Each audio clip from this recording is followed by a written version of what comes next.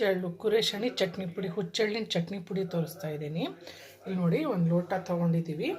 ನಿಮಗೆ ಎಷ್ಟು ಲೋಟ ಬೇಕು ನೋಡ್ಕೊಂಡು ಆ ಥರ ಮಾಡಿಕೊಡ್ರಿ. ರೋಸ್ಟೆಡ್ ಪೀನಟ್ ಶೇಂಗಾ ಒಂದು ಮುಷ್ಟಿ ತೊಗೊಂಡಿದ್ದೀವಿ, ರೋಸ್ಟ್ ಮಾಡಿ ಇಟ್ಕೊಂಡಿದ್ದೀವಿ. ಲಿಂಬೆಹಣ್ಣು ಗಾತ್ರದ್ದು ಹುಣಸೆ ಹಣ್ಣು, ಒಂದು ಅರ್ಧ ಬಟ್ಲು ಒಣಕೊಬ್ಬರಿ, ಅರ್ಧ ಮುಕ್ಕಾಲು ಒಣಕೊಬ್ಬರಿ ಸ್ವಲ್ಪ ರೋಸ್ಟ್ ಮಾಡ್ಕೊಂಡಿದ್ದೀವಿ ಲೈಟಾಗೆ. ಹಾಗೆ ಕರಿಬೇ ಎಲೆ, ಇದು ಕೂಡ ರೋಸ್ಟ್ ಮಾಡಿದ್ದೀನಿ, ಕಲರ್ ಚೇಂಜ್ ಆಗಿದೆ. ಬೆಳ್ಳುಳ್ಳಿ ಒಂದು ಬಾಲು, ಒಣಮೆಣ್ಸಿನ್ಕಾಯಿ ಒಂದು 8ರಿಂದ 10, ಬೆಲ್ಲ. ಇಷ್ಟೇ, ಎಲ್ಲನೂ ಒಟ್ಟಿಗೆ ಹಾಕಿ ಪೌಡ್ರ್ ಮಾಡಿಕೊಂಡ್ರೆ ಆಯಿತು. ಇದು ರೋಸ್ಟ್ ಮಾಡ್ಕೊಂಡಿರೋದೆ. ಯಾಕಂದರೆ ಸ್ವಲ್ಪ ಲೈಟಾಗಿ ರೋಸ್ಟ್ ಮಾಡಿಕೊಂಡ್ರೆ ಎಷ್ಟು ದಿವಸ ಆದರೂ ಬೇಕಾದರೂ ಸ್ಟೋರ್ ಮಾಡ್ಬೋದು. ಇಲ್ಲದಿದ್ದರೆ ವಾಸನೆ ಬಂದುಬಿಟ್ಟು ಒಂಥರ ಫಂಗಸ್ ಹಿಡ್ದಂಗೆ ಆಗುತ್ತೆ.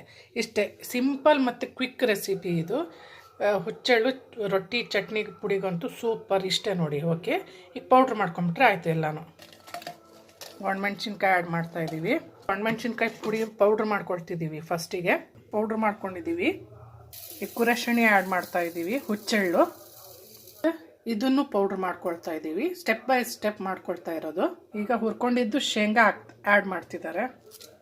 ರೋಸ್ಟೆಡ್ ಕರಿಬೇ ಎಲೆ, ಹುಣಸೆ ಹಣ್ಣು ಆ್ಯಡ್ ಮಾಡ್ತಾರೆ. ಎಲ್ಲ ಪೌಡ್ರ್ ಮಾಡ್ಕೊಳ್ತಾ ಇದ್ದೀವಿ. ಓಕೆ, ಈಗ ಬೆಳ್ಳುಳ್ಳಿ ಆ್ಯಡ್ ಮಾಡ್ತಿದ್ದಾರೆ.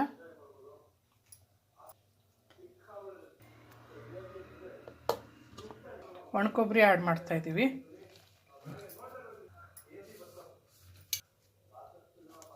ಬೆಲ್ಲ ಕೂಡ ಆ್ಯಡ್ ಮಾಡಿದ್ದೀವಿ. ಬೆಲ್ಲ ನೋಡ್ಕೊಂಡು ನೀವು ಆ್ಯಡ್ ಮಾಡಿರಿ. ಸ್ವೀಟ್ ಬೇಕೋ ಬೇಡೋ ಅದು ಬಾಯಲ್ಲಿ ಇಟ್ಕೊಂಡಾಗ ಟೇಸ್ಟ್ ಗೊತ್ತಾಗುತ್ತೆ. ಎಲ್ಲನೂ ಪೌಡ್ರ್ ಮಾಡ್ಕೊಳ್ಳೋದು, ಮಿಕ್ಸ್ ಮಾಡ್ಕೊಂಡು ಸ್ಟೆಪ್ ಬೈ ಸ್ಟೆಪ್ ಮಾಡ್ಕೊಳ್ತಾ ಇದ್ದೀವಿ. ಈಗ ಉಪ್ಪು ಆ್ಯಡ್ ಮಾಡ್ತಾ ಇದ್ದೀವಿ.